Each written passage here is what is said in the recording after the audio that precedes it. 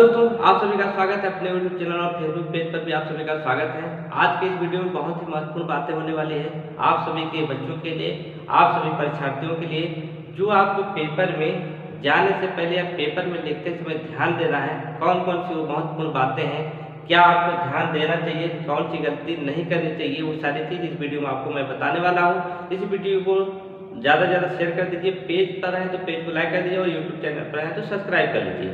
तो शुरू करते हैं। परीक्षा आपकी 24 तारीख से शुरू हो रही है। 24 फरवरी 2025 से शुरू हो रही है।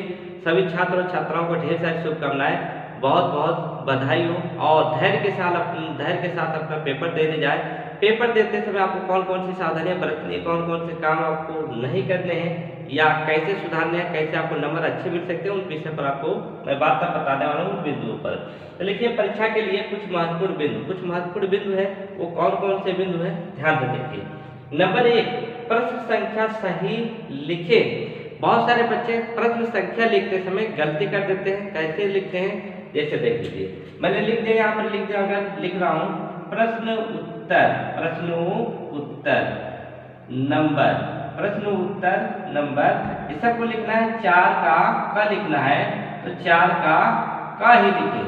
प्रश्न संख्या ध्यान से पढ़ें और ध्यान से लिखें।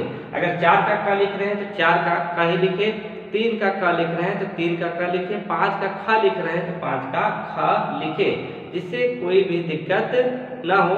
ध्यान से लिखिए, जल्दीबाजी की कोई जरूरत नहीं है, बहुत सी सावधानी पढ़नी है, जिससे एग्जामिनर आसानी से उस क्वेश्चन को देख लेता है और समझ जाता है। तो प्रश्न संख्या सही लिखें, आराम से लिखें, कोई दिक्कत नहीं है, जल्दीबाजी नहीं।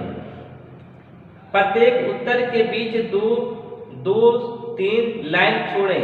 जैसे आपने उत्तर लिखा, 1 लिख दिया, उसके नीचे कम से कम 2 से 3 लाइन गैप कर दीजिए और उसको ध्यान से लिखिए, जिससे क्या होता है कि प्रत्येक उत्तर आपको साफ साफ दिखाई देता है, जिससे एग्जामिनर को भी चेक करने में आसानी होती है और उसका बहुत बड़ा प्रभाव पड़ता है एग्जामिनर के ऊपर और आपके नंबरों के ऊपर भी पड़ता है।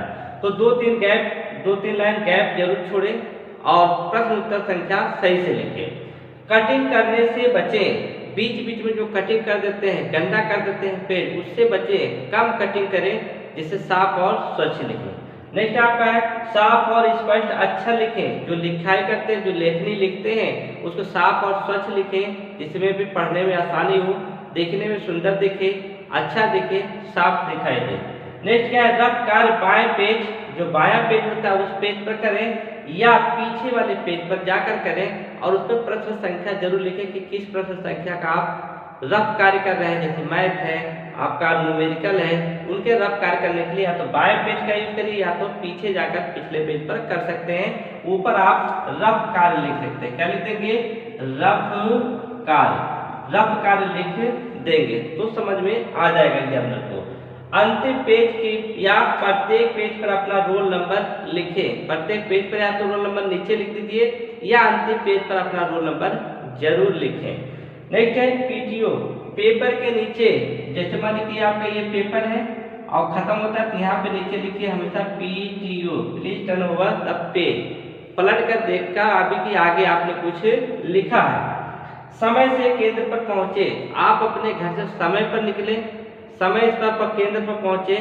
केंद्र पर आप आधे घंटे या 45 मिनट, 30 से 45 मिनट पहले आप केंद्र पर पहुंच जाएं, जिससे आपको कोई समस्या ना हो, देर ना हो, समय से पहुंचने का ये फायदा मिलता है।